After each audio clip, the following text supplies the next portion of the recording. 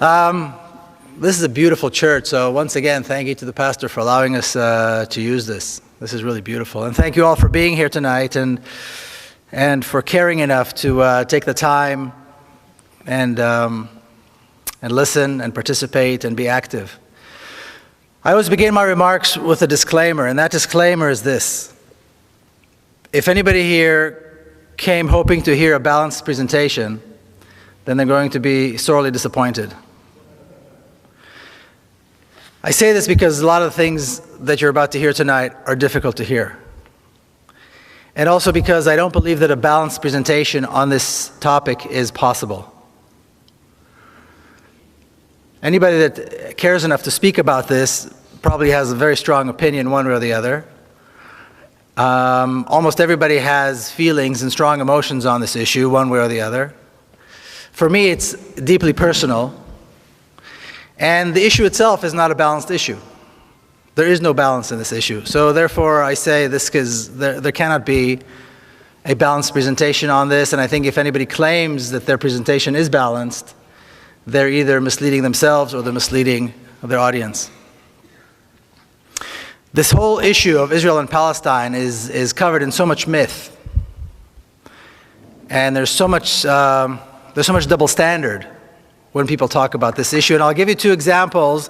I don't know if you heard Bibi Netanyahu's speech at the United Nations. I heard it not live, but after he actually delivered it. And he began it with probably the two most striking examples of myth and double standard.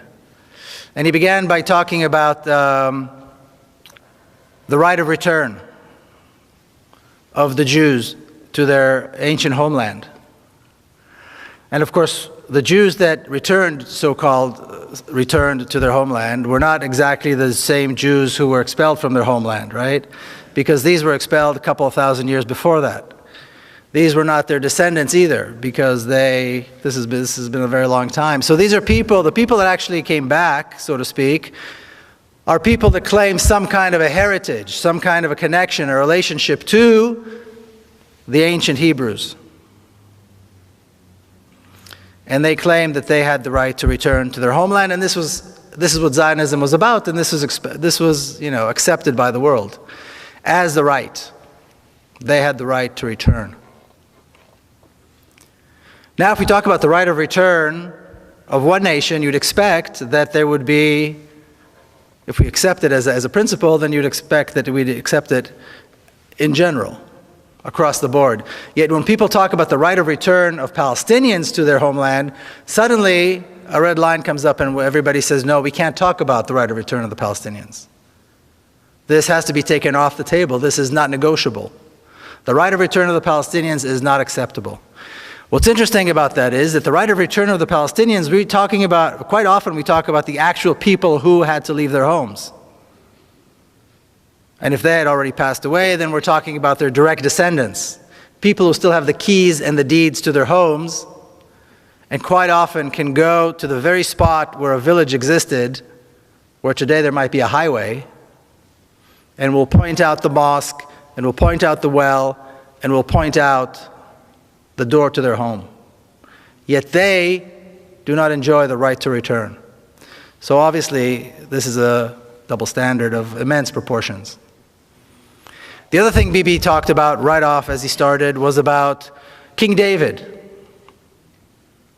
who reigned some 3,000 years ago, and here we are today as his descendants. What's interesting is, besides the fact that there is no historical evidence that King David ever existed, outside the Bible, which of course is not a historical document, and Israeli archaeologists have all but turned up the entire country to find proof that he ever existed.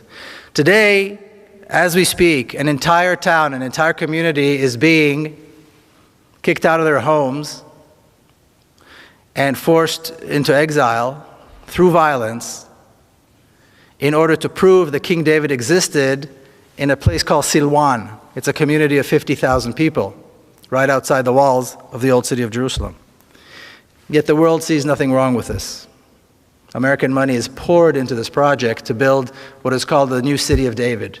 an archaeological park, and a community of 50,000 Palestinians has to be terrorized in order to leave. Their homes are being destroyed in order to make this point. This fictional, mythical connection between the ancient kingdom of King David and today's Israel. So these are just two examples. And it was interesting that Bibi Netanyahu decided to kick off his speech at the United Nations with these two things. But what I'd like to do today is just begin with a little bit of history. And if you go ahead, hit the first slide. Thank you. People talk about the fact that this conflict, the conflict in the Holy Land, the conflict between Israelis and Palestinians has been around for so long that it's really not something anybody can ever solve. It's been going on for thousands of years. People have been killing each other there forever.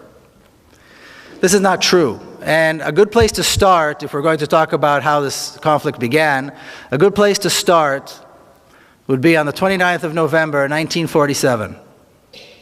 The day that the United Nations accepted the resolution to partition Palestine into a Jewish state and an Arab state. And this ridiculous map is what they came up with.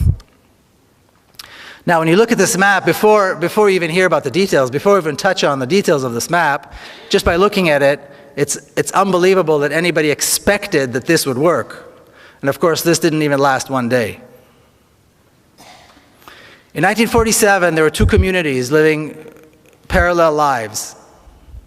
We had the Jewish community that numbered about 500,000, maybe a little bit less than 500,000, that were expecting and hoping to become a state. And you had the Arab community, the Palestinian Arab community, of about 1.5 million people who were also in the process and had the expectation of becoming a state. Yet when the United Nations came up with this ridiculous plan, they chose to give the larger portion of the country to the smaller community, to the Jewish community, and the smaller portion of the land to the larger community. And then people said, and to this day you hear people say, see, the Arabs, the Palestinians, did not accept the partition plan, so all this is their fault. Is anybody mad enough to think that they would accept this? Would anybody in their place have accepted something like this? Obviously not. And obviously, like I said, this did not last even a single day. Because as soon as the resolution was accepted, the Zionist forces, what was called the Haganah, the Palmach, began a massive campaign of ethnic cleansing. Now, the story that we hear, the myth that we're told about 1947, and I heard it once again today, earlier today, at the Seattle Times, is that in 1947, after the United Nations finally recognized the right of the Jewish people to have their own state, the Arab armies attacked, intending to destroy this fledgling state, this young Jewish community. And this is only several years after the Nazi Holocaust.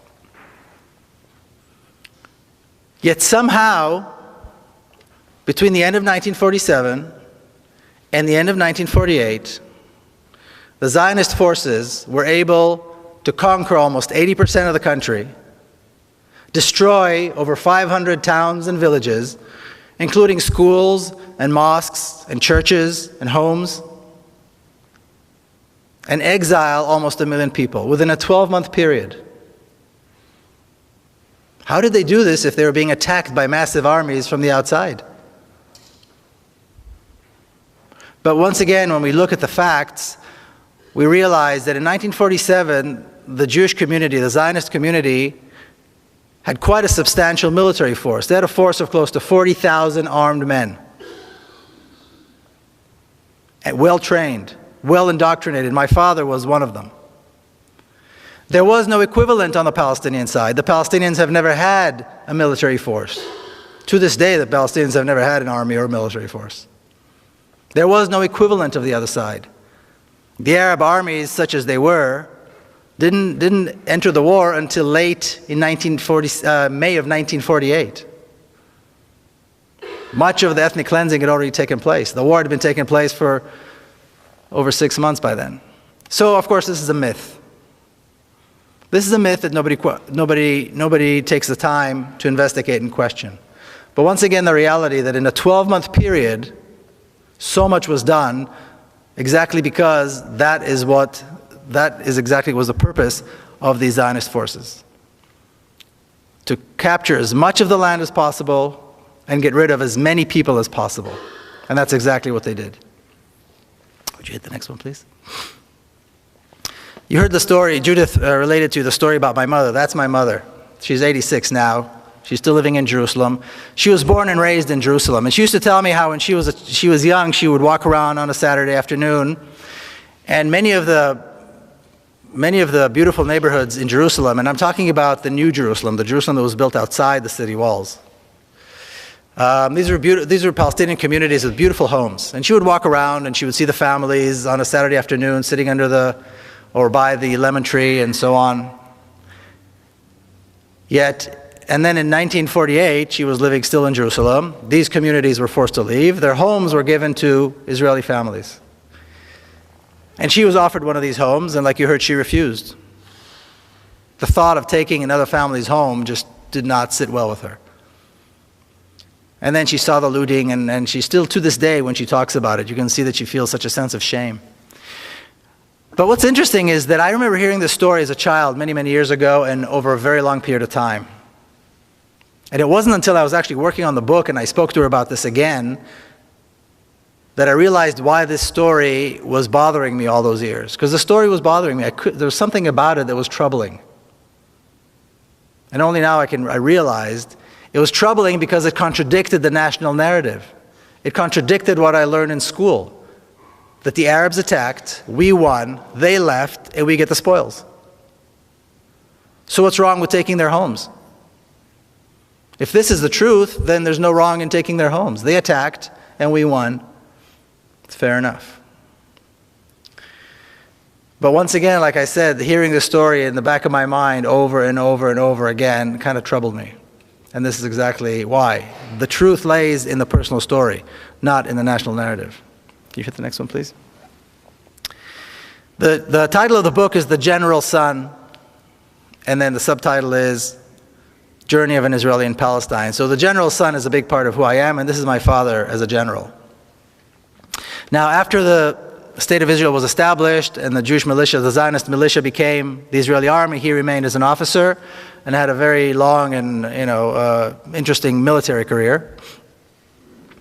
20 years later, 1967, the drums of war were beating. He was already a general.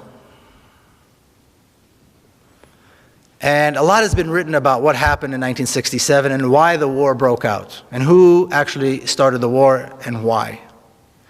A lot of books have been written about this, movies have been made about this, and it's an interesting period. Now, just kind of to touch on the history, some of you I'm sure recall,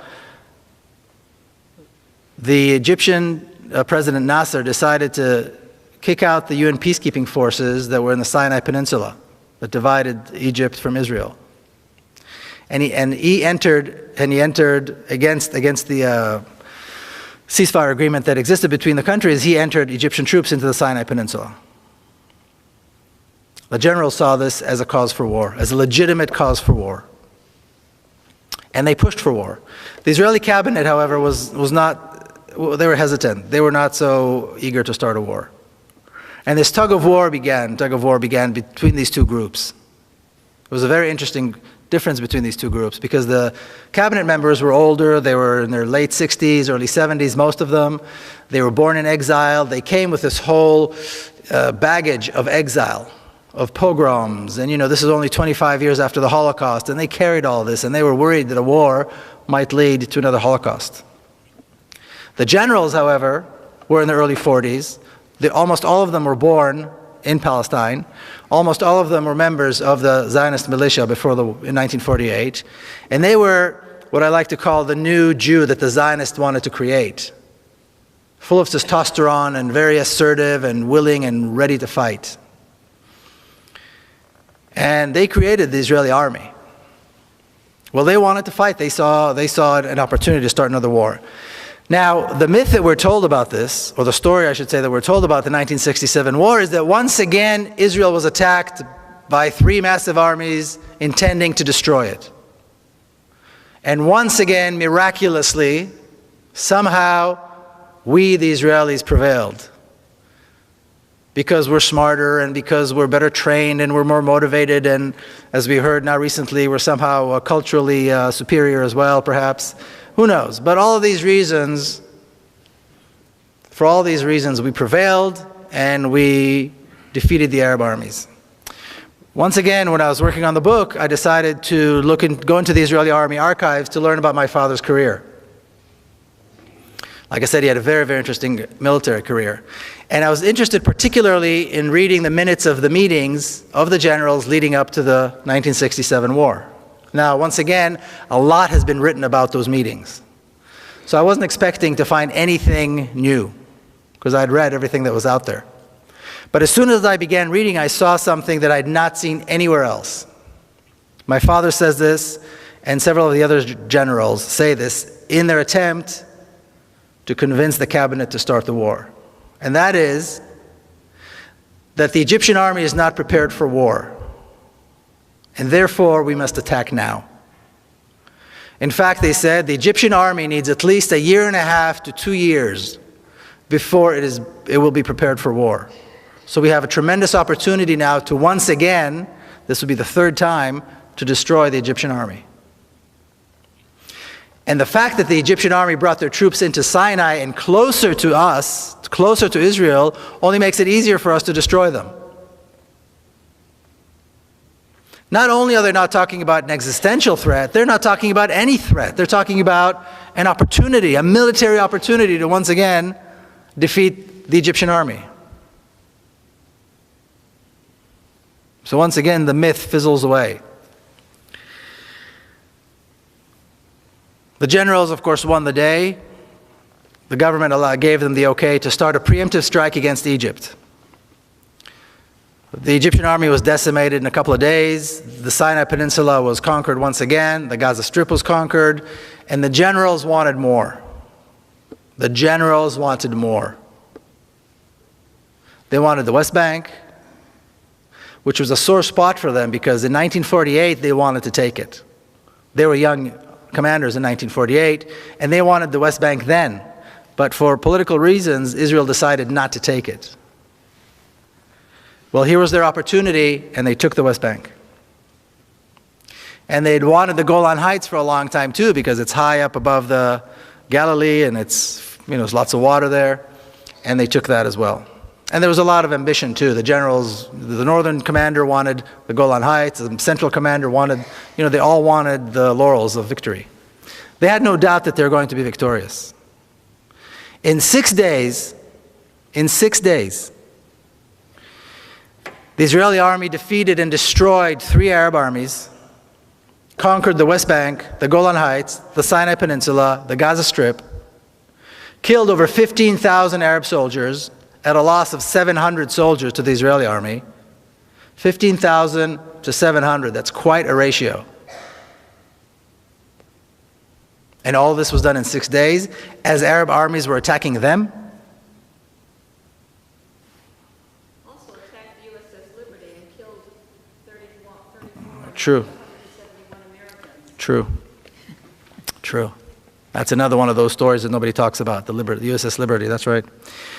So again, the myth fizzles away once you actually take a look at the facts. Now, my father did something very interesting.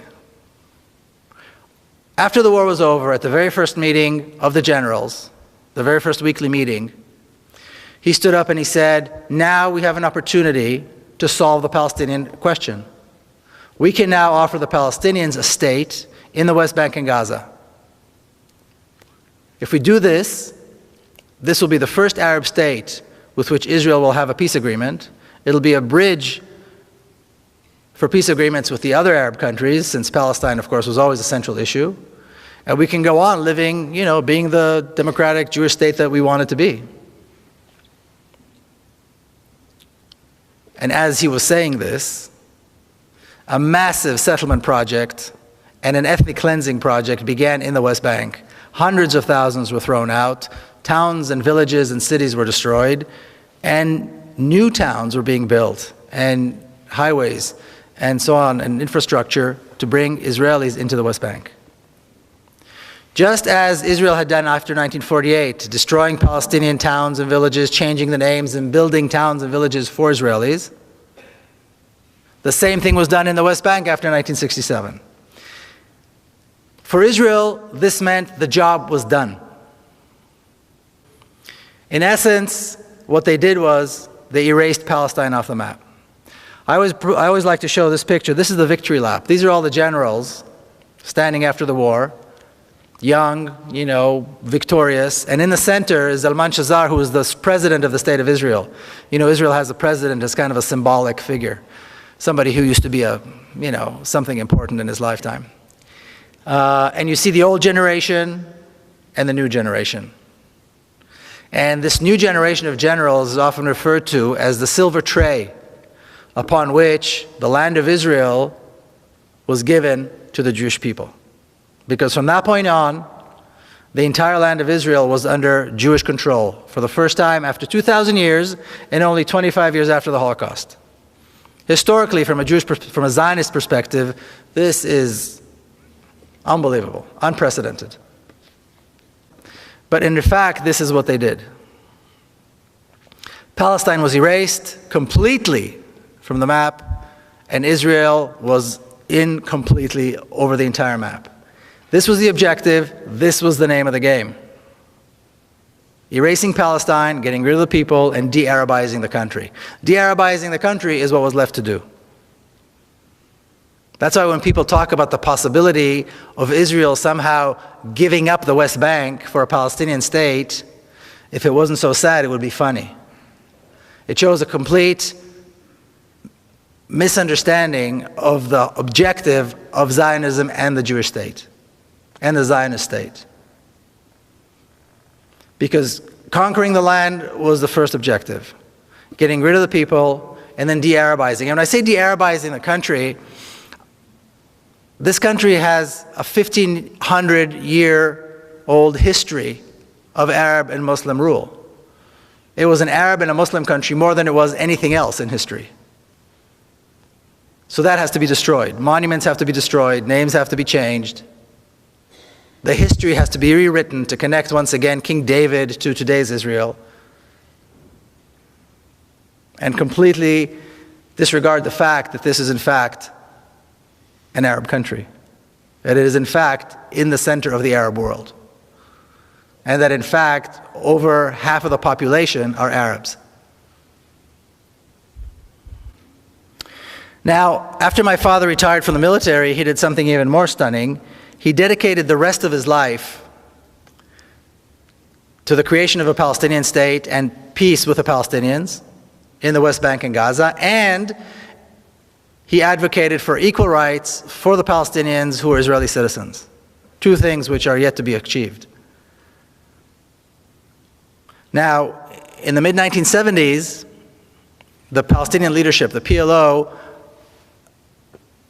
started contacting my father and others, or Evneri and others, people who were like that, in order to begin a dialogue.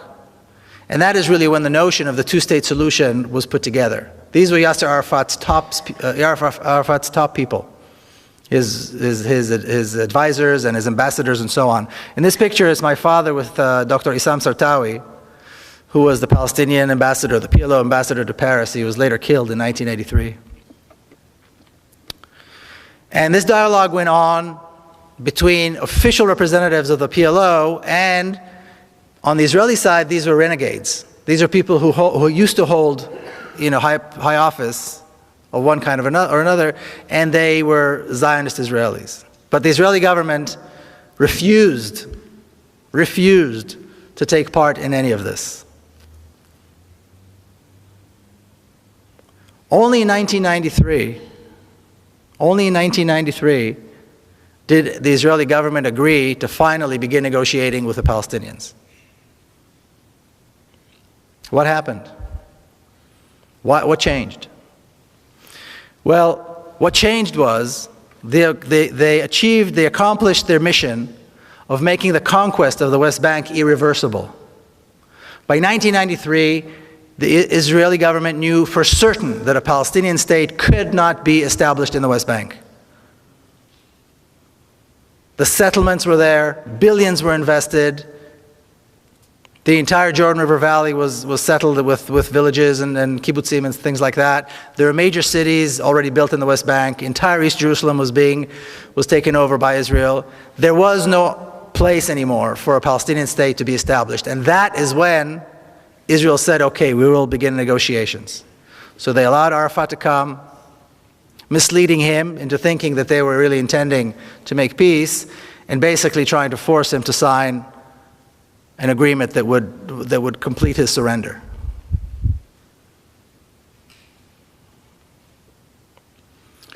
But once again, when we hear people still talking about the notion that somehow there could be an Israeli government that would give up the West Bank for a Palestinian state, like I said, if it wasn't so sad and tragic, it would be funny. Because as we look at the 65-year history of the State of Israel, it is absolutely clear that this can never happen.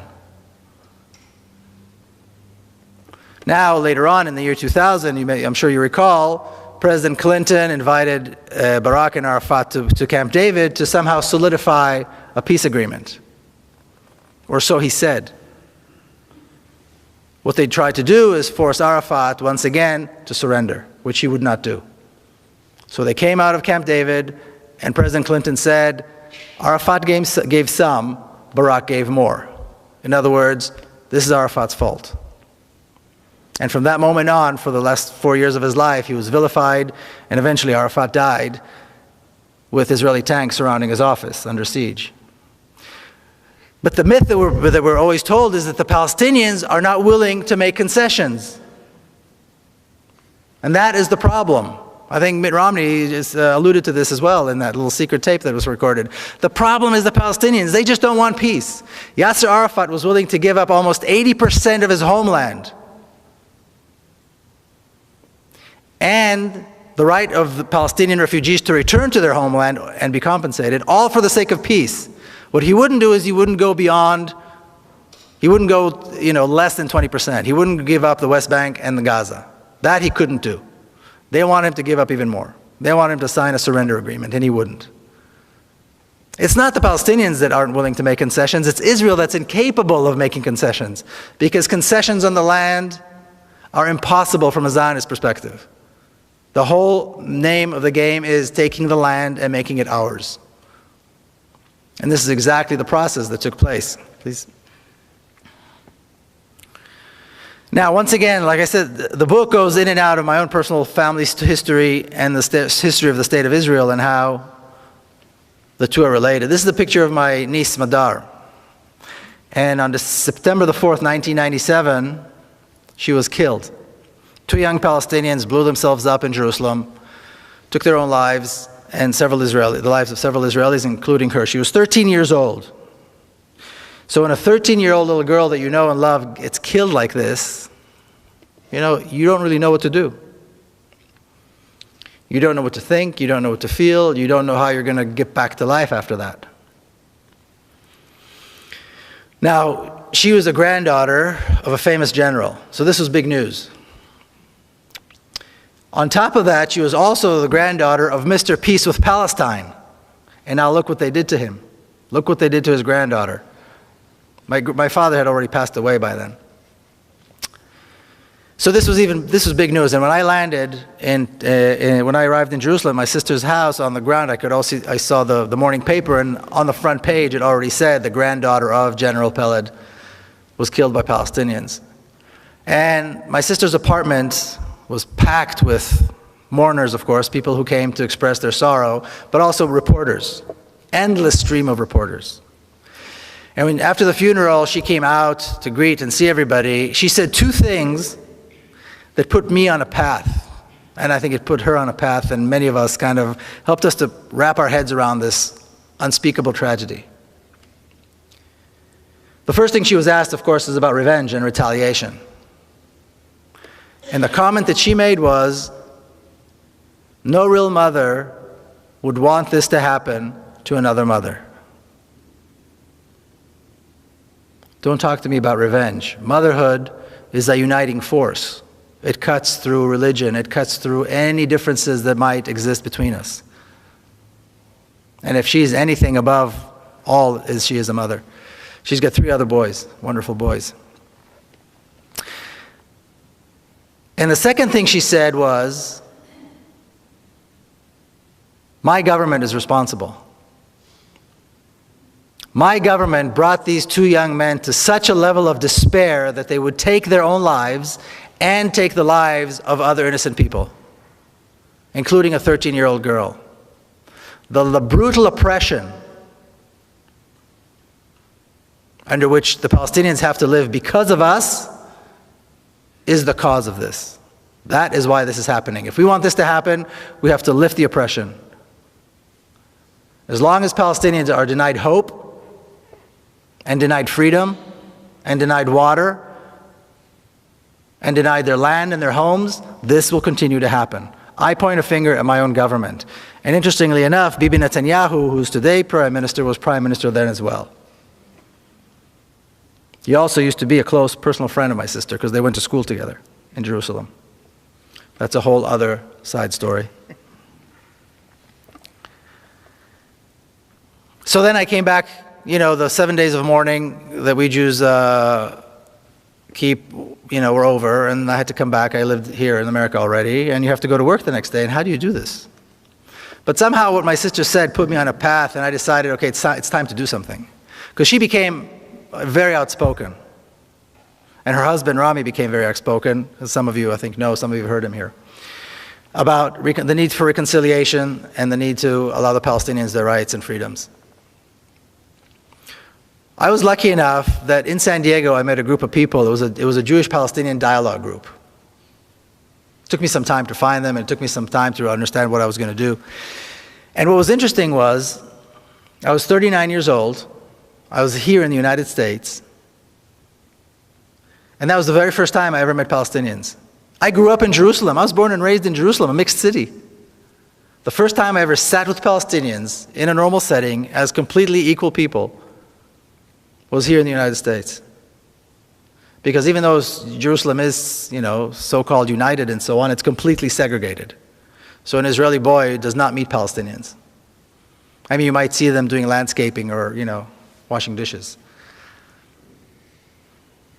And then I began hearing all these stories that I'd never heard before. This was a dialogue group, so it was not about, you know, accusing or arguing. Everybody told their story. And I'm sitting with Palestinians, and they're telling me about forced exile and about massacres and all these things that we don't do. We Israelis don't do these things. We're a moral people. We're a moral army. We've made mistakes. We're not perfect. But basically, we don't do these things. And my good fortune was that I was around a group of people, mostly Palestinians, who helped me go through this transformation. It's like learning, I don't know, it's like having your teeth pulled out without anesthesia. It's so painful. You suddenly learn that everything you know is not true. And coming from my background with my family history, that was very painful. But they were very gracious and very generous in the way they kind of led me through this. And I'm forever grateful to that Palestinian community in San Diego for, you know, carrying me along. It took several years. The way now I talk about it like it was easy, but it was very difficult and it took a very long time. And then I became active. And then I started visiting Palestinian communities inside Israel, and I would visit the West Bank, and I began learning more and more about the issue. Would you hit the next one, please? And as I traveled to the West Bank, I would see this. If you've been to Kalandia or any of the major checkpoints, you see the sign. It's about the size of one of these walls. It's a massive sign. And as you can see, it's white letters over a red background, which usually means danger. And of course, it's in Hebrew. And what the sign says is that this road leads to Area A, which is under Palestinian control. And entry to Israelis into Area A is forbidden. It's life-threatening, and it's a felony. And if you notice, there are 2 exclamation marks. So if you're not scared yet, the 2 exclamation marks will probably do the trick. Now you'll also notice that unless you can read Hebrew, this is irrelevant. It's only true if you can read Hebrew. Now, if you see a sign like that, and you have any sense at all, you turn around and go home. Who in his right mind would see a sign that says danger, firing zone, and walk right into it? My good fortune was that I don't have that kind of sense, and that I have many friends who don't have that kind of sense, and we went right through. And I've been going right through these checkpoints and right through that sign every single time I go visit my friends on the other side of the wall. And what's interesting is I always see the same thing. From the very first time all the way to today, it's been several years, every time I cross that wall, every time I cross the sign, I see the exact same thing. I see traffic jams. I see children going to school, which is probably the most common sight in Palestinian areas, is children coming and going to school. I see people going to work. I see shops. I've yet to see the Palestinians that want to kill me. I've yet to see the Palestinians ready with machine guns and tanks and F-16s ready to bomb me because I'm an Israeli. I've yet to see that. And I know that many other Israelis who do this haven't seen it either. And with time, I began to realize that this sign has nothing to do with security. The wall has nothing to do with security. The massive armed Israeli forces along the road have nothing to do with security. The terrorizing and harassment that Palestinian Israelis go through when they go through Tel Aviv airport, the humiliating process that they have to go through, they have to endure every time they decide to leave and go overseas, has nothing to do with security. It has everything to do with racism, with hatred, and with a deep desire to keep us apart, to keep me privileged and them with no rights. That's the name of the game. That's what it's all about. And that's the purpose of the sign. Can you hit the next one, please? Can you read that? Can somebody read that for me? United Nations Resolution 3013 from 1973 states, the struggles of peoples under colonial and alien domination and racist regimes for the implementation of their right to self-determination and independence is legitimate and in full accordance with the principles of international law. Legitimate and in full accordance with the principle of international law. This describes the Palestinian struggle. Because that is exactly what Israel is.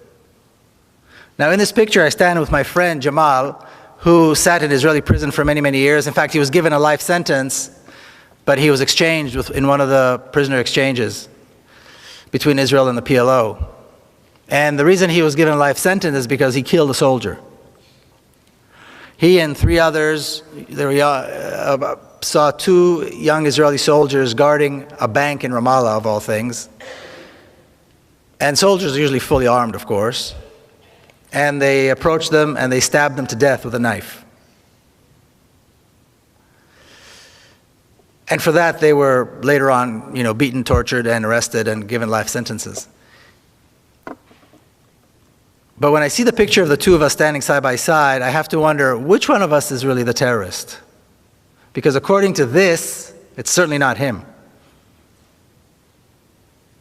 I, on the other hand, served in the Israeli army, an army of occupation, an army of oppression, an army whose sole purpose is to make sure that he does not have a state, he does not have rights, and he dare not resist. So yes, my army has uniforms and commanders and generals, but which one of us is really the terrorist? And finally, and this is also how the book ends, what do we do? I mean, how do two nations share a state? How do they share a country? Well, there are lots of examples. Look at Switzerland. Look at Belgium. These are multinational states. The Swiss are Swiss, the Belgians are Belgians, regardless of what, actual nationality they are beyond that. So there are plenty of examples of states that have multinational nations within them. Once again, going back to this question, is one state the right thing? Is two states the right thing? Are three states the right thing? Somebody gave me something, about a confederation. The reality is that Israel had created a one state. The borders in terms of from Israeli perspective are very clear. The borders of the State of Israel are the Jordan River on the east and the Mediterranean on the west. That's it. If you look at Israeli school books, if you look at the weather maps, if you look at any official maps of the State of Israel, it is absolutely clear. There is no question in anybody's mind what the borders of the State of Israel are. That's it. So the notion that there could be an Israeli government that would give up some of that is absolutely absurd. And Israel governs this one state very skillfully with three different sets of laws. You have the laws that govern people like myself, Israeli Jews, who can come and go and say what they please. Pretty much a democratic state for all purposes. You've got the laws that govern the Palestinians who are citizens of Israel, and there are over 30 laws in the law books that discriminate against them specifically, and you've got an entire culture of discrimination against them that is deep-seated and deep-rooted in Israeli society. And then you've got the laws that govern the Palestinians in the West Bank and Gaza, and this is really at the pleasure of the Israeli army. If they want to destroy, they destroy. If they want to arrest and beat, they arrest and beat. If they want to torture, they torture. If they want to kill, they kill. And Palestinians have no recourse. This is the reality. There's an education system, the Zionist education system. Like Judith alluded, my sister just wrote a book about it. She's an educator that teaches racism in a very subtle way. There's a bureaucracy, an entire bureaucracy, that is dedicated to making life impossible for Palestinians through all kinds of restrictions and permits and requirements that are absolutely uncalled for and unnecessary, but are all given and provided under the guise of security. And then you've got the Israeli army, which I like to refer to as one of the best trained, best equipped, best fed terrorist organizations in the world. And yes, they have generals and they have nice uniforms, but their entire purpose is terrorism.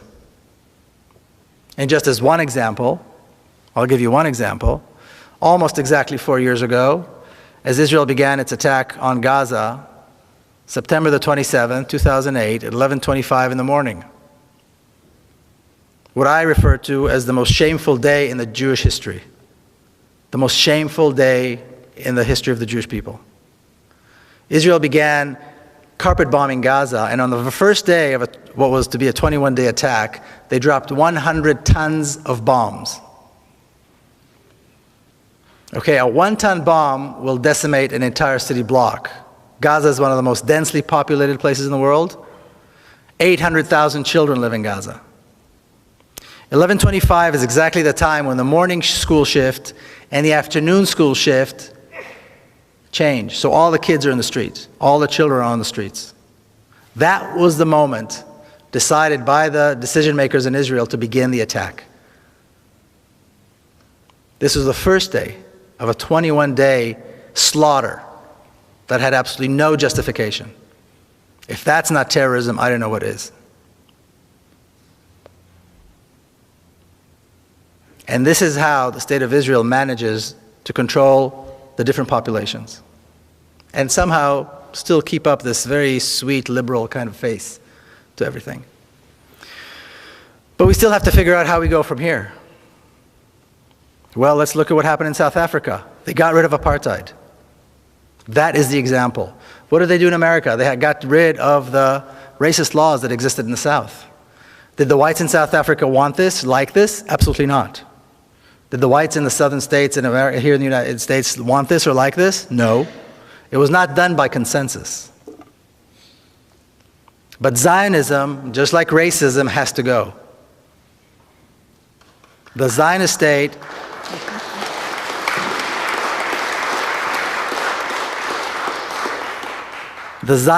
has to be replaced with a democracy. Equal rights. We have 5.5 million Palestinians, about 6.5 million Israelis. There's absolutely no reason in the world why they can't live together as equals. Now, often when Jewish people hear this, especially if they support Zionism and support the State of Israel, they go, see, you're talking about genocide. you're talking about another Holocaust. That's just an excuse. There's no reason to assume this is going to be violent. There's no reason for a transfer of power to be violent.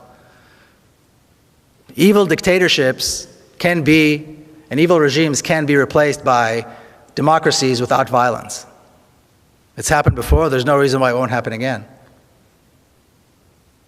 I just heard this thing today about the vast differences between Israelis and Palestinians, cultural differences, the cultural superiority of the Israelis.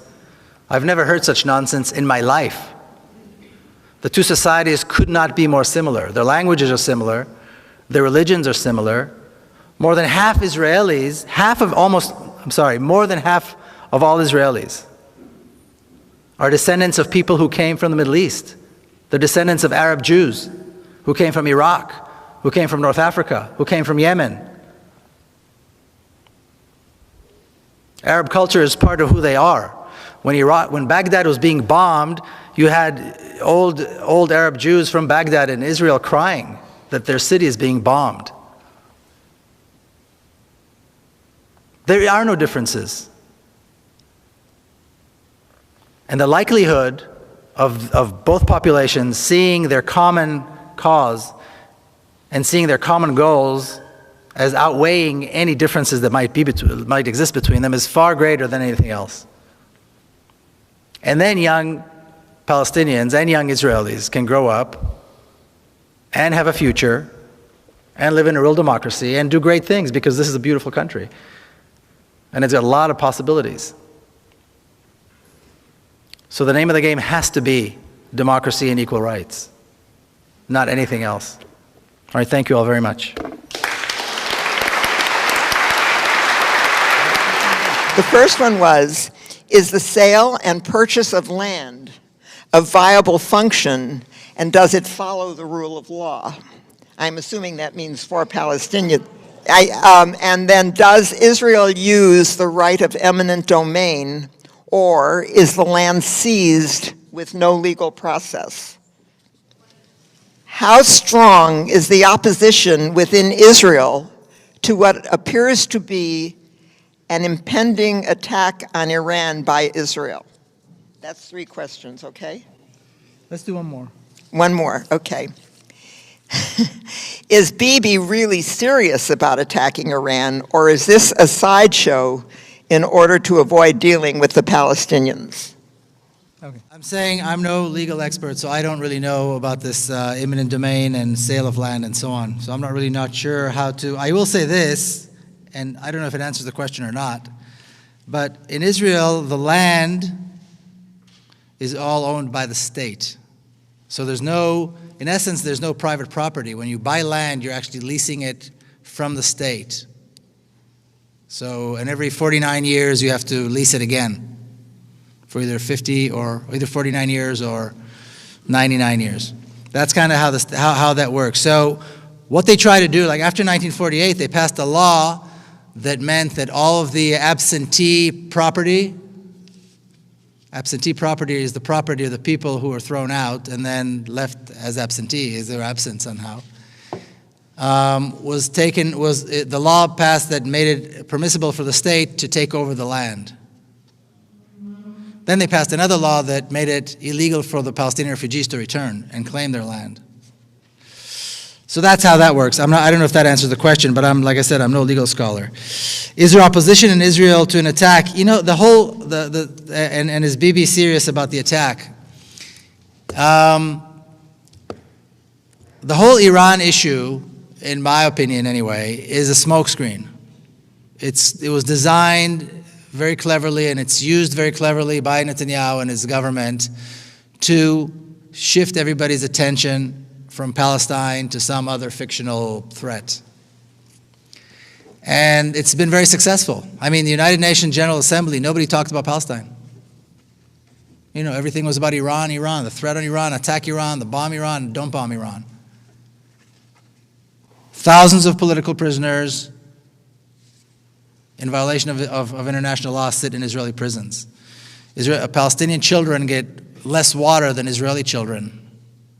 Palestinians are kicked off their homes and their land is being taken and their towns are being destroyed every single day. People are being killed, shot and killed in nonviolent protests in the West Bank every single week. How can you talk about this nonsense, though, when there's a threat of an the Iranian nuclear threat? And they managed to manipulate this. So I don't think he's serious. I think he would be politically insane to let go of this wonderful card. But as long as he can keep talking about an Iranian threat, people are not going to talk about Palestine. What's the point of attacking Iran? What will that give him? Politically, it gives him nothing. Militarily, it gives him nothing, because there is no threat. And then he's going to have a problem.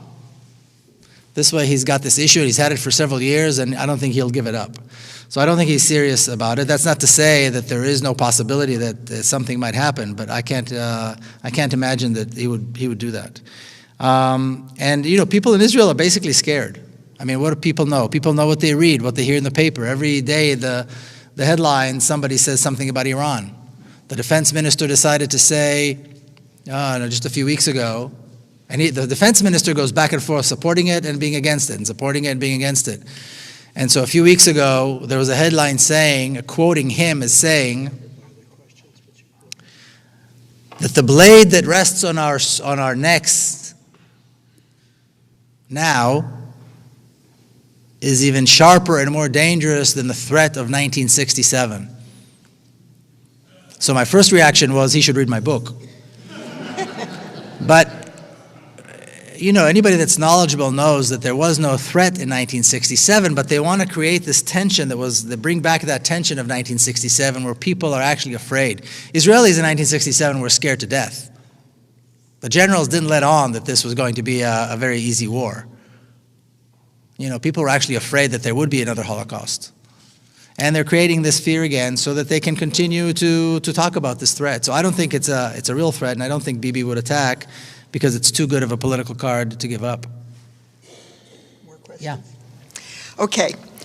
Do you think a one-state solution will work, given that 60 to 70% of Israeli Jews and Israeli Arabs and Palestinians do not favor a one-state solution? How do you make this happen?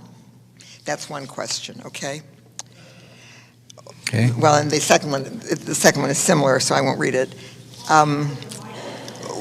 Where did this land-grabbing, this is a biggie, racist Zionist philosophy come from? And where did the suicide bomber phenomenon come from? And Whoa, let me write this down. and how could you live your whole life in Israel, serve in the military, and not see what you now see? Oh, easy. Okay. Is that three good ones? Yeah, that's good enough. Yeah. Well, I don't know that such a large number of Palestinians don't want this two-state solution. I talk to a lot of Palestinians, and I haven't done any statistics, but a lot of Palestinians that I talk to realize and see no problem with it. So I don't think there's going to be that big of an opposition on the Palestinian side to this at all. There will be opposition, of course, on the Israeli side, because when you're privileged, you don't want to give up your privileges. You know, we, the Israeli Jews, are privileged in this society. And the privileges that are given to us by the state are part of the attempt to set us apart from the Palestinians. So if I break the law in Hebron, and a Palestinian breaks the exact same law in the exact same spot, the laws that govern the state of Israel, which are, regular, conventional law, applies to me. Israeli military law applies to the Palestinian. If I participate, or I should say when I participate in protests in the West Bank and I get arrested, everybody knows how it's going to end. I go home at the end of the day. I might get roughed up a little bit, whatever, but at the end of the day, everybody knows I go home. Because I'm an Israeli Jew. Palestinian that gets arrested will be beaten, will be tortured, and will be kept in prison as long as the local commander wants him in prison. It could be a day, it could be a week, it could be a month, it could be a year, without charges and without a trial. And then 6 months later, I get a letter from the police saying that the case was closed because of something, some technicality. So Israelis are not going to want to give up this privilege, but I think whites in South Africa didn't want to give up their privilege, and whites in America didn't want to give up their privilege either, but they're going to have to. Things like this are not done as a result of a consensus. That's why there are pressures. That's why there's BDS. That's why there's a non-violent resistance. That's why we have events like this. That's why more and more American Jews are breaking away from Zionism and coming and organizing events like this. And whether they like it or not, this is the transformation that's going to take place. People ask me, well, I'll tell you a little story. I was asked, I spoke at an 8th grade class. A friend of mine is a teacher of this really nice, special kind of a school where kids actually learn about stuff. So it's an 8th grade class, and they're learning about this issue. And they've been learning about it for a few weeks, and they wanted me to come and speak. And they took a poll among themselves asking how many of them think there will be a solution in their lifetime. A peaceful solution in their lifetime. These are 8th graders. They're 13 years old. 80% said no. So when I came to speak, I said, well, let's see if I can't change your mind. Because it's all a question of what you know. And I explained to them about the similarities about the societies and all the possibilities that exist once the state of Israel is transformed into a democracy. If I didn't think this was possible in my lifetime, I wouldn't be doing this. If I wasn't completely confident that this is actually going to happen, I wouldn't be doing this. So Israelis aren't going to like it, but they don't need to like it. That's kind of the way these things are. But I think Palestinians, the impression that I have, and I'm there a lot, is that Palestinians actually do favor this. Okay, there's two questions here. One is about where did Zionist philosophy come from? Well, in the turn of the 19th century, there was, this nationalism rose, and all these little groups decided that they were going to become nations. And my grandparents were part of that. They were Jews, and they were in Eastern Europe, and they suffered from pogroms, and they suffered from all kinds of discrimination and racism against Jews and anti-Semitism, and they thought, well, maybe this is a good idea. And when Zionism began, there was a whole scope of Zionisms. There were Zionists that believe in a democracy and that Jews and Arabs would live together. They didn't, in their wildest dreams, imagine that they would kick out people from their homes.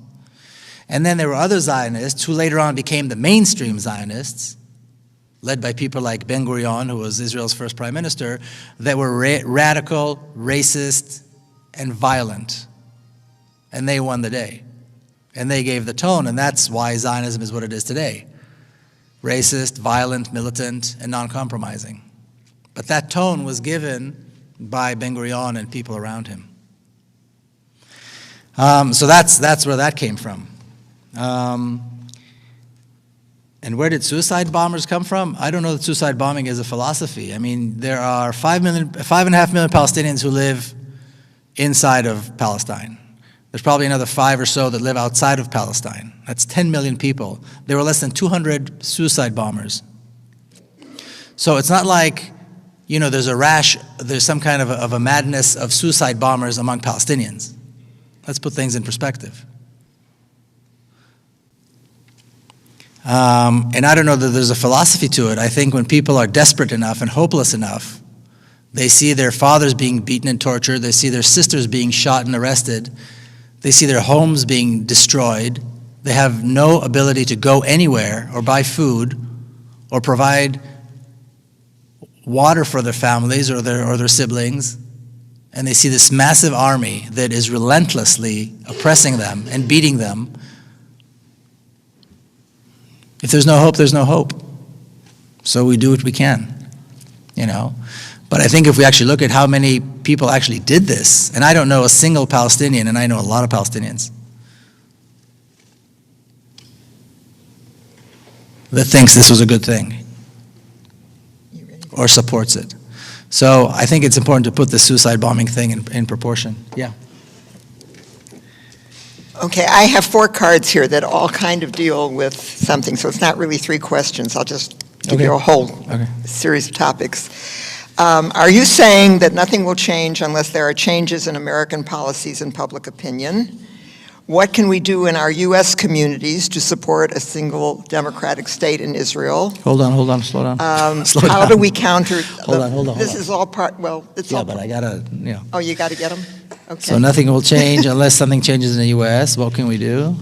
Yeah, what can we do? No, Are you that's saying better. that nothing will change unless America? And what can we do in our communities to support a single democratic state Okay. and to counter? No, what? That's fine. Oh, Go yeah, on. he wanted me to read them. I tried. Go on. Go on. How do we counter the influence of AIPAC and other Jewish organizations over U.S. policies? Okay. And how do we convince Americans, I assume, who speak against Israeli policies to fight the false accusation of anti-Semitism? And what do you see as the U.S. collusion with the current Zionist project? And who's actually calling the shots historically, the Zionist movement or the U.S. government and big business? Those are all related. Okay.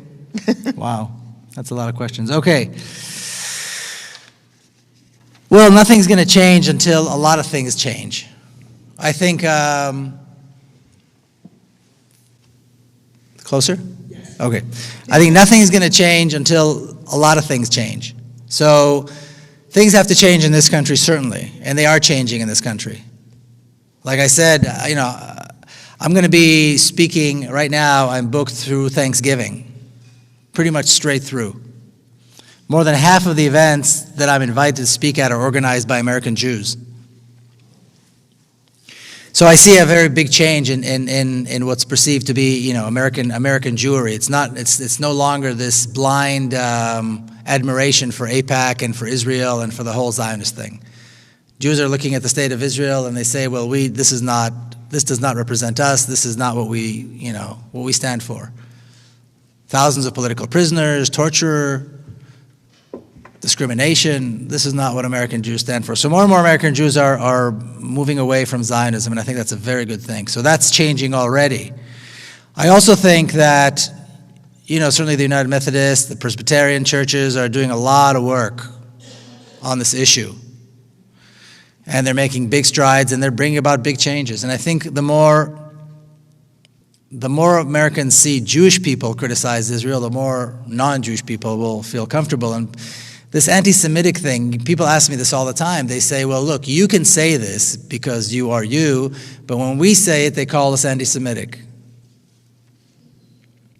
And my reply to that is, fine. I mean, they call me a self-hating Jew. I just got something that said I was a self-hating Jew or that I hate Jews or something.